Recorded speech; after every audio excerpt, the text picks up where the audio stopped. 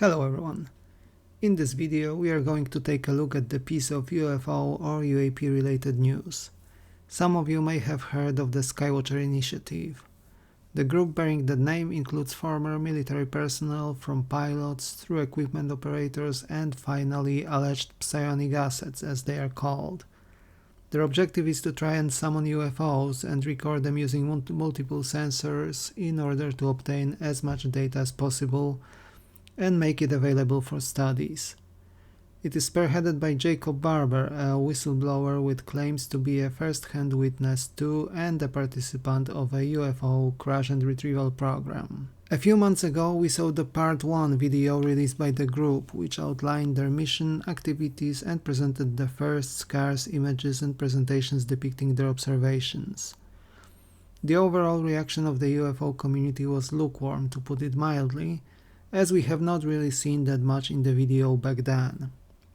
That was the reason why Part 2 released on Monday was anticipated, but with much skepticism. Did the Skywatcher group deliver this time then? Well, the verdict is mixed, although it should be said that the reception was warmer than before. The group presented a classification of anomalous objects they have observed, with the UAPs tentatively divided into 9 types of classes, including recorded imagery and video. Class 1 is called Tetra, and these objects spin and tumble through the sky. They look like a black pulsing body with a haze around them, and these objects fly in formations. Class 2 are the Tic Tacs, which we know, for example, from the famous Nimitz case from 2004. Sometimes they fly in groups of 2 or 3. Class 3 include the red blobs that we can see on the screen now, vibrating and pulsating as they move. Class 4 is called beams, which are similar to orbs and seen only in the infrared spectrum. They seem to appear only during certain activities, often together with Class 1 objects. Class 5 was called the manta rays, which rotate and spin while flying and are admittedly one of the more intriguing of those objects to me. Class 6 was called bright star, and they vibrate very fast, looking like a crystal floating in the air. Class 7 is called the jellyfish, with the diameter of its head being around 2 meters and their length of perhaps 7 meters. Curiously enough, the group claims these to be different compared to the object reported last year by Jeremy Corbell and recorded over a military base in Iraq. Class 8 was called the Hornet, and it looks similar to the jellyfish, but it is bigger and sort of resembles a jellyfish carrying another object. Class 9 is called the Egg, and it may be an object previously shown on the News Nation TV station, which Jake Barber himself tried to recover. In other news about the group, they seem to dedicate 3 days a month to conduct their research and activities. The psionic team calls the UFOs forth. The technicians use a device which caused much stir in the community. It is called a dog whistle, and it is an electromechanical device which likely generates some electromagnetic frequencies, and it is said that using it caused the UAPs to appear every single time during the daytime. Obviously, now people went into a frenzy trying to figure out what the device is, how it works, and how to replicate it for personal use. Other than that, we have the strategic and financial analyst Matthew Pines joining the Skywatchers as their official spokesperson, which is a curious development. And we have already known that Dr. Gary Nolan from the Stanford University is the scientific advisor for the group.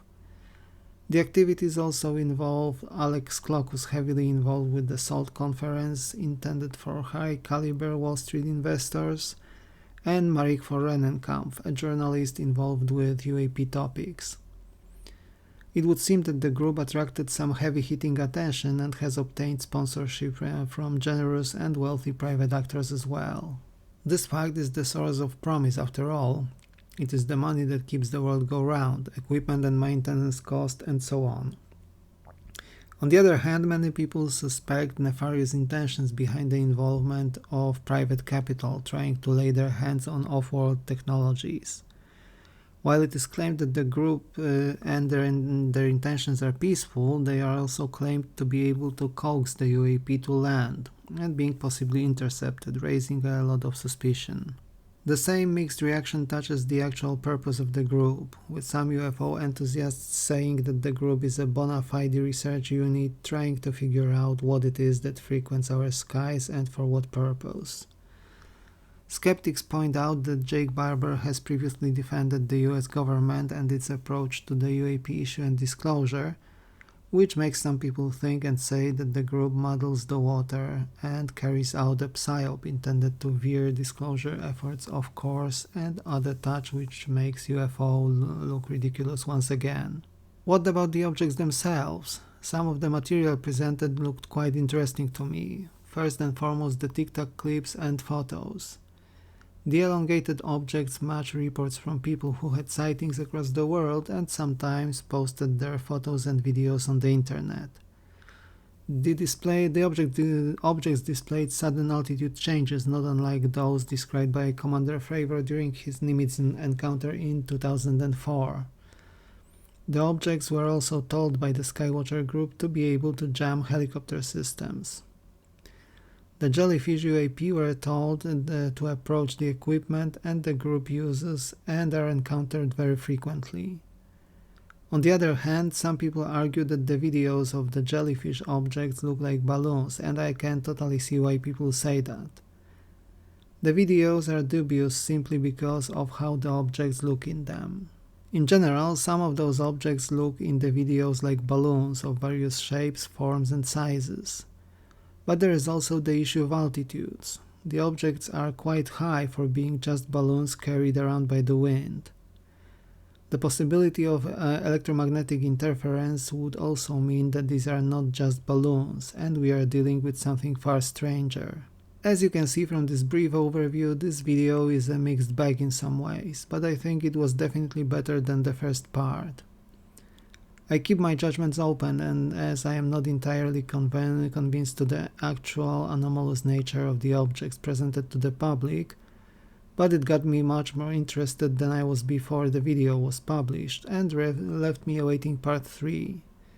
You can find a link to the full video in the comment section below. The Skywatcher video threw my plans a bit off course, as I initially wanted to cover the famous O'Hare Airport incident from Chicago involving a UFO sighting by many credible witnesses, but then that will come some other time. And what are your thoughts about the Skywatcher group and their last video, dear viewers? Let me know in the comment section down below and we will take it from there. Thank you for watching, like and subscribe if you enjoyed the content, and I will see you soon in another video. Take care.